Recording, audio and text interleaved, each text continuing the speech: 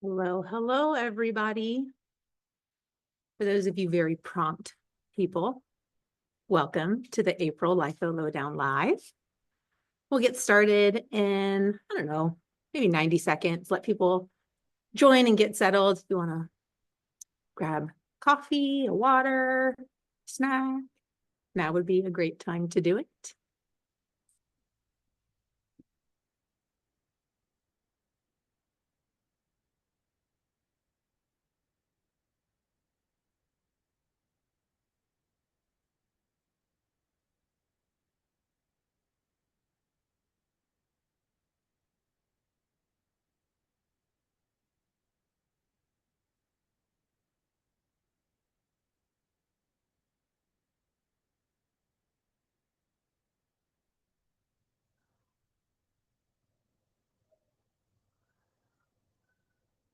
All right, let's go ahead and get going. We have a lot of fun stuff to cover today. Welcome again to the April Lytho Lowdown Live.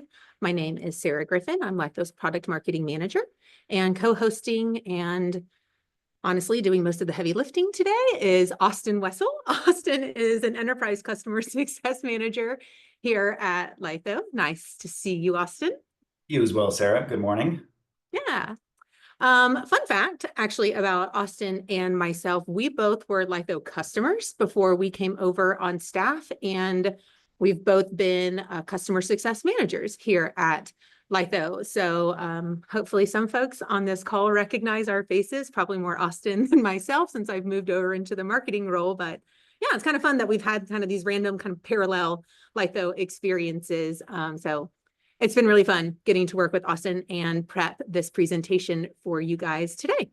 Likewise. So welcome. Thanks for joining us. If you have any questions or comments throughout this webinar, throw them into the Q&A little chat box, and we will get to them as we are able, as we plow through our agenda today, which includes two really exciting workflow features that shipped out to accounts this week, as well as the announcement that Lythopia registration is live. We will be back in person this year for Lythopia for a couple of days in August in the Raleigh-Durham area. So we will look at those event specifics and hopefully get some of you guys fired up to register early. But let's dive right in first with our workload capacity PTO warning. As you can see in this little screenshot, you're now, as you're assigning work in the system, going to see a little pop-up that will alert you when somebody's availability is being jeopardized by the work that you may be considering assigning to them. So Austin is going to actually take us into the app and show us where you can find this, how this warning gets triggered, and then we'll dive into kind of the greater, broader benefits, really, of all of our resource management feature set. Thanks, Sarah. All right. So I'm in the app here. I am in a project, in a task within a project, and I need to schedule my social media planning task here. I've got a start date. I've got a due date. I've got my level of effort assigned, as any good task should, right? And now it's time to pick who gets to accomplish this. So I'm going to click on my assignees. And as I scroll through here, you'll notice that a few individuals are already showing alerts here that they are over capacity. It exceeds their availability for these days. In this case, I want to pick on David Rose, though. We're going to try and assign to David and see what happens. Now, I have in the back of my mind, David's out on PTO next week, but I don't remember exactly what days it might be. So let's see. Oh, well, it must be those days because now he's exceeding availability as well. So it's alerting me here that David is out on the 4th and the 17th and the 18th. This task split between both of those days exceeds his availability. So we get the hover alert there that shows us how much it's exceeding his availability. So best practice, of course, would be go find somebody else. It would still let you assign to David if, you know, maybe you're that kind of manager that you don't care he's on PTO. He needs to do it anyway. Hopefully not, but let's go find somebody else. So in this case, maybe we've got Grace. So Grace is a good backup. She also doubles on the social team. No alert for Grace, so we're good to go there. And then we assign. Now, we can also view this just for kicks here. Let's go back and reassign to David. We can also view this in the project. So we've got our social media task line here. It shows David. If I were to click there to reassign the task, we would also see that alert right here. So Sarah, I think that's the walkthrough. Yeah, great. And that actually, it works backward as well. If you had someone assigned to it and you were to go to add level of effort, you would see that same experience. So it can go either way. You don't have to approach it all from the same way, depending on how you assign work and workloads in your level of effort in the system. Yeah, there we go. Good call out. Yeah, there that Yeah. is as well. Before we move away from the in-app experience, there's a question about why did David not already show an overcapacity warning until you clicked his name? I believe that has to do with the fact that David is out on PTO those days, and the other individuals are actually already over assigned on their effort. So David didn't have any pre-existing tasks on those days. The other individuals did. I think, Sarah, is that your understanding as well? Yes, that once you actually went to assign that work to him, it let you know, oh, by the way, this is going to push him over because of that PTO time. Yeah. He didn't have anything else, in other words, competing on that day for that effort. And then another question, if there is time, would the presenters be able to overview how teams should enter their PTO in Lytho? Actually, that's a really quick and easy thing. Can you show them, Austin, where they can get to those availability settings? Yeah, so as That's an a great individual question. user, you access your profile from your lower left corner and then personal settings. And then under availability within personal settings, you can add time off. So here we can add time off. I'm going to say spring break. And I'm going to take all of next week off now. Thank you for this call out. But yeah, you can enter it there. You can take the whole day. You can take portions of the day. There's a lot of flexibility with this. But then once you save that, I'm going to say the whole day. Once you save that, it adds it to my time off. And now if I go to the workload view, for example, and find myself here, it has blocked my workload for all of next week because I'm on PTO. Great question. Yeah, yeah. And the assumption there, someone called out in the chat, is that your team is entering their workload or their PTO into Lytho and really using that availability personal account setting. It's really helpful now that this warning is available. You don't have to have a separate window open, like maybe a workload view where you could see people's assignments, or maybe even like an Outlook calendar where you're having to double check that reminder of when is that person on PTO. Instead, it's all preloaded here into one system and allows you to operate really solely out of Lytho to manage your resources. 100%. Another question, if there's no level of effort on the task, will the PTO feature still alert you? It will, as long as it's PTO, right? So if your people are logging their PTO and you try and assign a task on that day, even without level of effort, you'll still get that warning for the PTO. Now, that doesn't work if you're trying to assign a task on a working day, because Lytho, it's not counting against the number of tasks someone is assigned. So it is only looking at that level of effort in that context. Yep. And then finally, will this also work when assigning people through specialties? I don't think that's currently. I think we did a little internal testing when this rolled out on Monday, and we figured out that is, I don't think specialties are included quite yet, but the product team is aware of that. And so they're looking into making sure that this warning could then come through when you're using specialties. So that's a good question. Yeah. That wish list ticket has already been logged internally. And then let's see, final question, just to confirm, the overcapacity warning only displays if you're using LOE, correct? If it's not PTO related, that is correct. That's correct. Let's see. I think that our next question is, does this feature only work if level? Yeah, same question. Yeah, so a lot of interest around level of effort. We know that level of effort can be kind of an intimidating practice or strategy to use, but It doesn't have to be. Reach out to your CSM to come up with a really approachable, achievable way of getting started with Mhm. LOE. You just kind of have to jump into it, and then it's an ongoing refinement as your information gets a little more accurate. You refine as you go along and kind of test a little bit of like your hypothesis at first. We think this takes this amount of time. Let's go see, and then let's check in 6 weeks and see how close we were on our estimates and refine them. So it's always kind of an ongoing game, but it's really, really valuable, particularly in conjunction, with the other resource management features we have in that feature set. So I think we've hit all of our questions.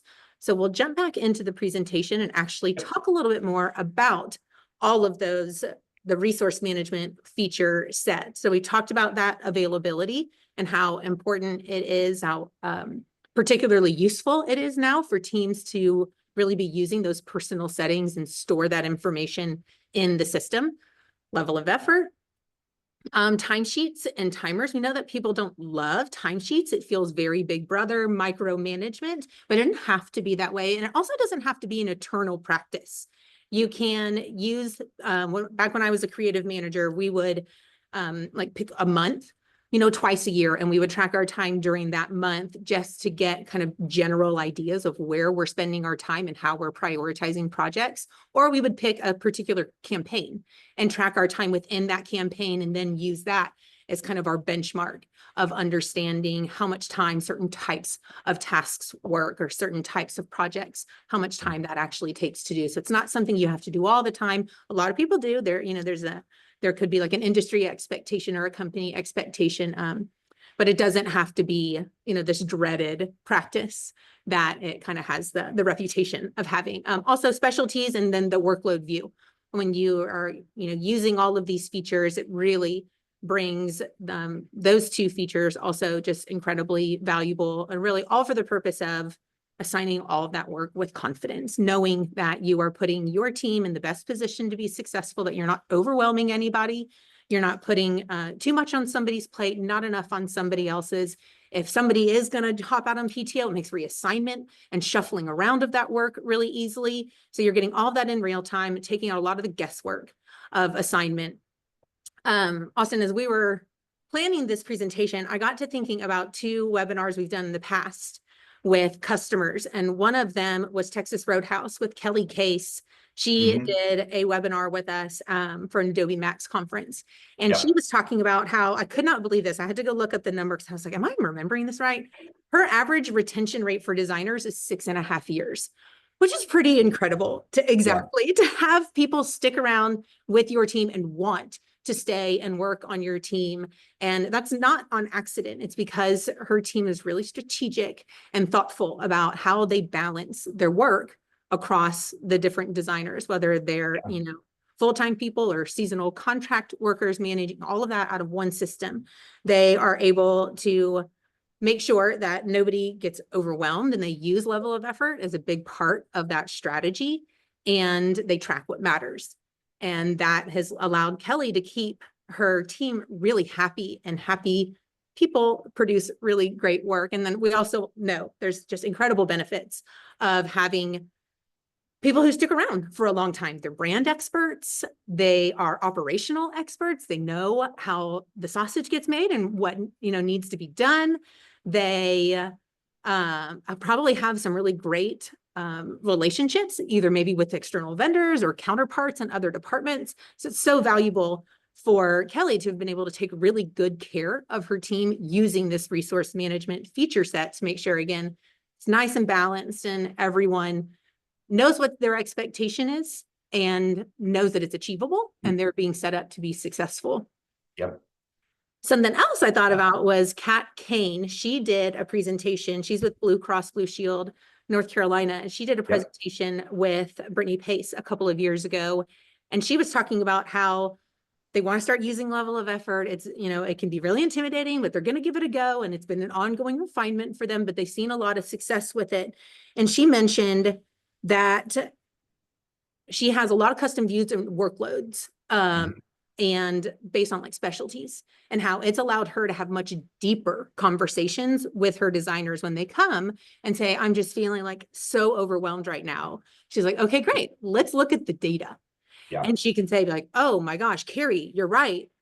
Oversight on my part. Let's thin this out. Let's see where we can shuffle around or maybe deprioritize some work for you. Or on the other side of the coin, she may say, well, Carrie, I'm looking at your workload here and I'm surprised you're feeling overwhelmed. What else could be going on that's contributing to that feeling? And as it turns out, she learned from someone that, they were really struggling with collaborating with someone from another department that was just tying them up, delaying their ability to get things done. They were kind of going through like those feedback loops where decisions weren't really being made. And that's what was contributing to her feeling really overwhelmed. It wasn't necessarily a workload issue. So Kat was able to have much deeper conversations about what was going on with her team, again, to make sure there's that balance and that everyone is happy, they understand what the expectation is, and they've intentionally, thoughtfully been set up to be successful. Yeah. Yeah.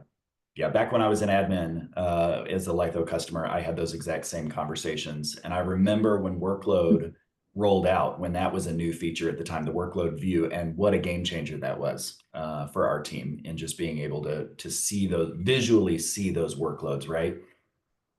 Yeah. Speaking of visuals, Sarah, I feel like we've got something else coming up about visuals. Uh-huh. But I don't want to get there just yet. Excellent segue. Yes, the next big Lytho workflow feature we were talking about is insights. This is a massive project that we have been working on and dying to get into your hands, is now these in-app visualizations of your data so you can recognize trends over time. And again, Austin is going to grab the screen and actually take us into an app, into workflow, and show us where you can find the insights and then how you can click and engage with the different kind of cards and graphs on the screen so that you can better understand what's going on with your operations. Yep. All right, here we go. All right, are you seeing my screen, Sarah? Yeah, I got it. Perfect, perfect. Okay, so I am in my dashboard right here on your main homepage, right? So right up top, you should now have a new Insights tab. If we click into this, we're going to do a quick kind of guided tour of Insights, and then I'll give you a little bit more of an in-depth look at what some of these are capable of. So right here, right away, you're seeing the visuals, you're seeing the cards. But before we get too deep into this, let me kind of show you around a bit. So this might feel familiar to other parts of the tool. It's not all that different from things like custom views and reports.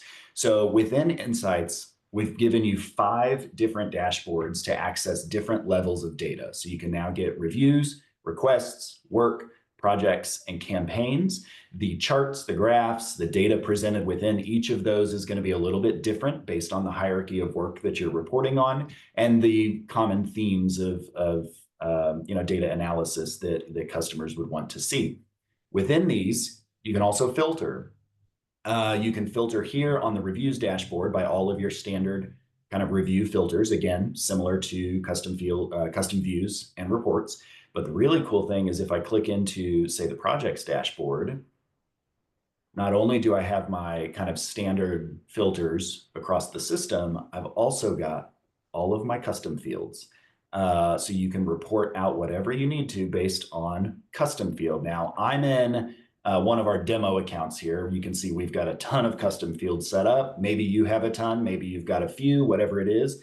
Hopefully those are useful to you in being able to create the reports and get that data and those metrics that your leadership wants and needs to see.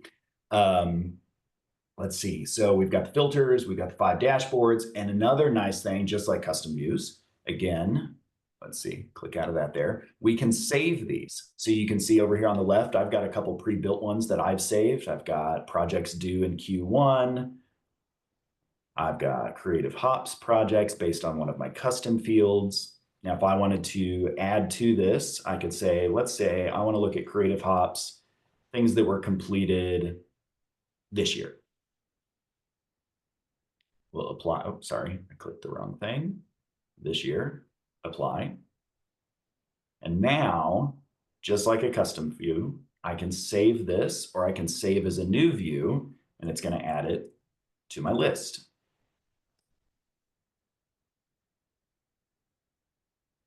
Super simple.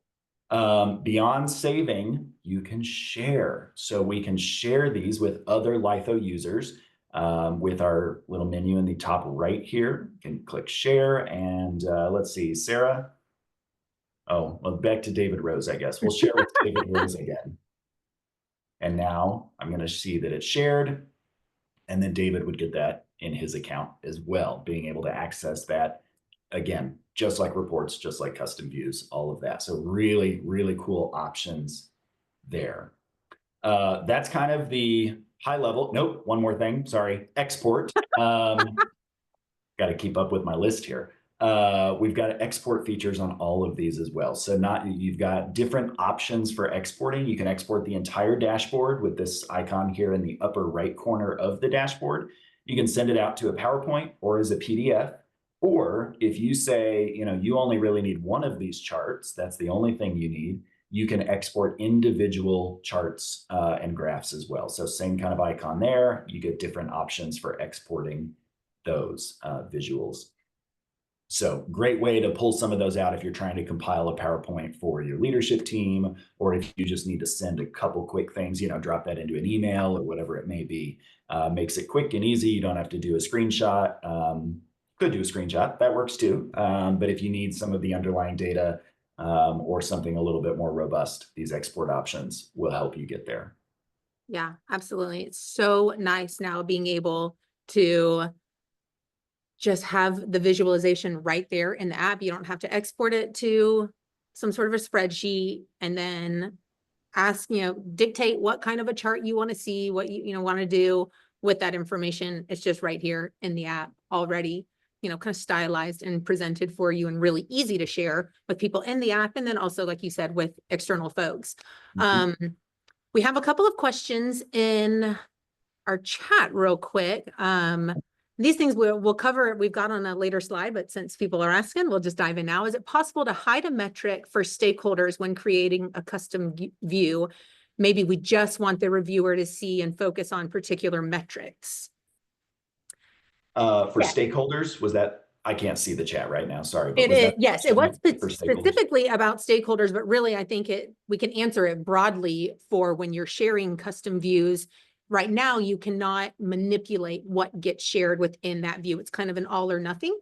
Mm-hmm. And then along that line, there's also another question about, can these be seen by stakeholders or only team members? Right now, it's only admins and team members, but it is on our roadmap to make this available for stakeholders. Again, within, you have the ability to control that access. Same with your team members. If you don't want every role within your team members to have that permission, you can go in and turn that off so that insights is only available to the folks on your team that's appropriate to have that information, those charts. So yeah.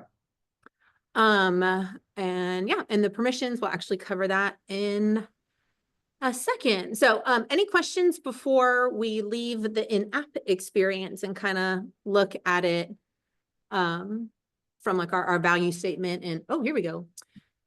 Does Insight show number of requests or requests submitted at all? So if we hop over into our request dashboard. Go to the request dashboard. Yeah. Yeah, so we've got a few different metrics on this one where you could monitor that. You're going to see all of your open requests and what status those are currently sitting in.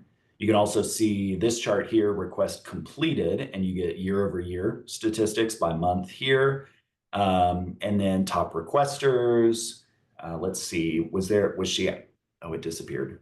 She was looking for total requests. Was that right? Yes. You can see request by request number of form. requests. Oh, here we go. All the way down at the bottom on the chart, we've got 204. Now, I don't have any filters applied here. I don't have any dates applied here. In most context, you're probably going to be looking for that number with some context around it, right? You're not just looking for all of the requests of all time. Maybe you are, but if you're not, and you're looking for something a little bit more specific, you could go and say, I want to see requests submitted last year. And then filter your dashboard on that, which will give you down here at the bottom again, we had 119 work requests submitted last year. And then those break down in all the various ways across these charts up here at the top. Cool. Anything else, Sarah? I don't think it's a question. I saw that Steve has a recommendation. I was just jotting that down as a Okay. wish list of right now, if you export to PowerPoint, the ratio is 4:3. And he was just asking if that could be okay. updated to the standard of 16:9. So 16:9. making a note of that, and we will give that feedback to the product team. Okay, I think we're going to dive back into our presentation to talk about resource management within the insight space, because as Austin mentioned, we run a lot of our demos out of our kind of dummy demo account, which doesn't always have the most accurate information stored in it. We don't do a whole lot of resource management in that demo account, but Austin was able to finagle some more realistic looking blocks for what resource management looks like in Insights. Yeah, so on a couple of your dashboards, there are resource management charts, just like you're seeing here in the PowerPoint. On the work dashboard, you've got that one at the top. Project dashboard, it's broken out a couple different ways. But this is great for teams who are using LOE and time tracking. It gives you a very quick visual way to see those percentages of how those two are comparing. So like on the top there on the work dashboard, the dark purple bars are your level of effort. Your light purple bars are time tracked. And with this is actually from one of my customers' accounts. I won't tell you who, but it's interesting to see that time track bar the way it is, because knowing the history as their CSM, knowing their context and knowing their history, they started time tracking back in August. And so you can see there when they started in August of 24, and then it skyrocketed in September when it really got adopted. And now they're coming up with ways to, okay, how do we go back and now start comparing these metrics? Our time tracked and our LOE are pretty far off from one another. So how do we get those better aligned for what we talked about earlier, better resource management and workload management? Same types of metrics on the project dashboard, just split out a little bit differently. But again, just comparing, okay, here's how much LOE we thought it was going to take. Here's how much time it actually was recorded to take. And then that kind of dial graph on the right there, showing you the total percentage of that. One thing I loved about resource management as we were training on this together with, our CX team and the product team and marketing, I mean, really every sales are all involved. And as we were clicking around, it was really interesting how, like overall in an account, their average time tracked percentage was like 90% or something, where it looked like, oh my gosh, we are so spot on. We are really good at knowing how much time something is going to take. And then we're really good at getting it done in that kind of a prescribed amount of time. But then as we started clicking in and we would look at maybe like different types of work or starting to whittle it down by maybe some custom fields, it was easier to tell, be like, oh, well, yeah, like our digital projects, we crush those, but our print projects, actually, you could see the discrepancy. So it's so nice being able to drill into the data and get really specific to see like, okay, we've got this generally, we're doing a really good job, but are there little bits and pieces? How can we actually improve this? 90%, let's get up to 95, let's get up to 99. And so you can drill down and figure out, okay, where are the problem spots that can be addressed and improved? All right, let's pop over. No questions yet, which kind of surprises me because Insights is super, super cool, but it's also, and we talked about this and be candid, a little nervous about it because it is so specific to how you, as customers are running your teams and how, what features that you use and adopt and, rely on. And so it's all going to be really specific to your team and ultimately, what's important for your team to be measuring. What are those big key, business decisions that you're accountable to come up with answers to, to report to your leadership. And the data is going to tell that story for you, which kind of goes into this next slide of, a little bit of a recap of our feature here is that, you've got this visualization of your data in app in these great new dashboards that illustrates those operational trends over time, where you really get to see, visually, in these great charts, these trends, the ups, the downs, the imbalance of either work or assignments or priorities, rush jobs, what request forms are being declined at an unusual rate and by whom. I mean, you can really get into the specifics to understand the little nuanced ways that you can really improve your operations, your effectiveness as a team. And ultimately, that's what you want to be sharing up to your leadership. It's so nice being able to do it. We talked about before, you don't have to export out and manipulate this data somewhere else. You're not having to try and come up with these analytical trends based on raw data. Instead, the system is doing all of that back end work for you. So you can make a lot smarter decisions. You can make them a lot faster based on really good intel. And like we said, to ultimately tell the full story of your team. Looking at insights and also looking at resource management, I would be remiss if I didn't mention how important it is to have really good system hygiene in order for this information to be accurate and to be valuable. As I mentioned in our demo account, we don't do a great job of that. And we run up against it time after time when we're trying to put together some demos of stuff to show folks. And we're like, oh, this information is so garbage. It's not telling the story that we want it to tell. And so it's really important for us to be diligent and make sure that we're consistently using and logging, certain information, and that, we're training our teams to be good stewards of the system and of that data, so that when we dive into our operational trends, they're honest, they're realistic, they're a good representation of what we're doing, how we're winning, where we can get better, and ultimately, like we were talking about, being able to tell your leadership, this is where we're being successful. This is how we're contributing to the company's bottom line. This is how we're prioritizing work to support the really important strategic goals at a corporate level, not just at the creative team level. And along those lines, that goes with that ability to be able to share out this information, which Austin showed us that you can share and create custom views. We're working on making this accessible at that stakeholder level, so that if some of your leadership wants to come into the system, they don't need a full seat. Maybe they just join as a stakeholder, and then they can pop in and see that information in real time. Well, not in real time, it updates overnight, but they can pop in there and see really accurate, pretty true and honest information, and they can dive into that and explore it a little bit themselves. Right now, as we also mentioned earlier, it's only available for admin and team members, and it is defaulted as on. So when this was shipped, we went ahead and turned it on for everyone, so everyone could be delighted by these new charts and data in the system. But again, you have complete control over that. If you prefer certain roles not have access to that, just hop over into your account settings and open up the roles and permissions, and you can go in and role by role customize what you want people to be able to see. Right now, it is all or nothing. As we talked about, you can't go in and, whittle down which widgets, which cards are going to be visible on the screen. It's just kind of all dashboards or no dashboards. But we expect to get a lot of feedback from you guys. I expect I say that in a really positive way. We want you guys to share with us how you want to see this product or this feature mature. And we know that you're going to have lots of thoughts, so don't be shy. We know that there's lots of opportunities to grow and refine these visualizations. And so we want to know what would best serve you guys to be able to see or customize how you would want to, really engage with this data to get the most out of it, to, what are the key business questions you really need to be able to back with data-driven, answers. Let us know. Let's have those conversations, see what we can achieve now, and then, how we can make it even better in the future.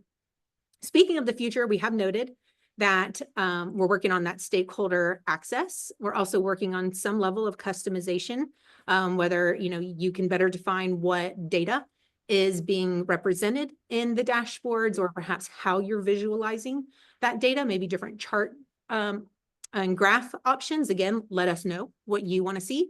And then we're also looking at cross-platform analytics. So also bringing in maybe DAM metrics into this, so you really get that end-to-end full representation of your operations. Before we hop from this screen, let's look back over. Oh, this is a fun question. How did Austin get the custom icons next to his custom view names in Insights? Ooh, this is fun because this is like a little Easter egg. A little Easter egg fun trick. Yeah. It's so I'm on a PC. I've also got like a fancy keyboard. So my keyboard actually has an emoji button on it. So I can use that. Yeah, I know, right? Logitech MX. There we go. Unpaid sponsorship right here. But if you press that, you get a little Windows emoji pop up. I think the shortcut is start period on a Windows environment. So start and period, and then you'll also get an emoji pop up. So yeah, you can use those throughout Lytho. You can put them in your project names and your task names, whatever you want to do. They work. So it's a fun little way to kind of dress up the system. And if you've got certain like icons that you want to use to identify departments or identify certain types of work or whatever, it can be a fun way to do that as well. Yeah, that is a fun little call it that, yeah, our system recognizes those emoji characters in, our text field. So you can throw them in all over the place, which, yeah, makes it's a way of kind of another way of communication, as we know. If you consistently use an emoji to represent this, outside of Lytho, you can bring that into Lytho and have that visual representation, kind of that little trigger for folks. Okay, back to Insights. Let's see. Can you break down that time tracked versus LOE report in Insights to only show specific work steps? For example, if I want to see how close we are at estimating LOE specifically for design tasks. Maybe. Yes, it can be done. It depends how, again, like to what Sarah said earlier about kind of hygiene of your data in your system, it would depend on how well you've done it managing that. So yes, if you have perhaps tagged your design tasks with design, you could filter that work tab to the design tag, and then that's all it would be showing you, right? I did do that. I saw that question pop up. I did that in our system, and this is one area where our demo system shines, Sarah. We've actually got a lot of tasks tagged with design. So, but there's not much time tracked, so it doesn't actually give you much to go there. We're logging a lot of LOE, but we're not tracking much time in our system here. So yeah, it can be done. Yeah, I think that answers that. Let's see, we've got, if I have several reports already built that I pull data from on a regular basis, is there a way to view those reports or pull them into Insights, or would I need to rebuild them? So right now you cannot import data sets into Insights, and it is a separate feature. It's not tied to reporting in any way, but we have received that feedback from folks who were testing this in our early access program. And so definitely reach out to your CSM and let them know specifically, this is why I would want to pull this specific report in there, and give us that feedback so that we can add it to an existing wish list ticket and continue to look at, how these two features, can play off of one another. And right now you can't really even build those dashboards. They're preset. So what you see is what you get. But again, let us know how you would like to be able to refine those for your specific team, so we can start thinking about, prioritizing the different improvements for this feature. Great question. Where can we find some explanations on some of the charts, like average time tracked percentage? That's a good question. I think we have some tooltips in the app where if you hover over, is it the name? It's the title of the widget. Title of a card. If you hover over the title of the widget, you'll get a little tooltip that explains either the calculation or yeah, like where that data is coming from. Yeah, we talked about that internally as well as we were testing and playing around with the feature as a group. And I think sorry, Britt, just committed you to work that you didn't already have on your plate. We talked about doing some sort of a knowledge-based article that helps define how do we get these numbers, what are the formulas behind these metrics that we've decided to pull into Insights. So because it's super helpful to know how we got to that specific number, that specific chart, what data was considered to get you there if it's not super obvious. So we're working on making that clearer for you guys as well. Yeah. Love to see in the future updates a way to turn on and off the individual widgets. Yeah. Let's see, we have a custom field to track which projects are requested by specific team. When I'm using the Insights dashboard and add a filter to see the specific team, it says no data in filtered range. Corey, which dashboard specifically are you on? Requests, reviews, projects, work, campaigns?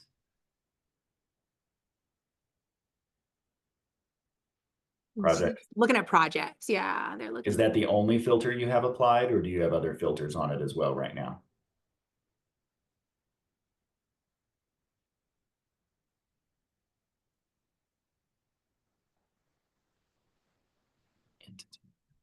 Okay.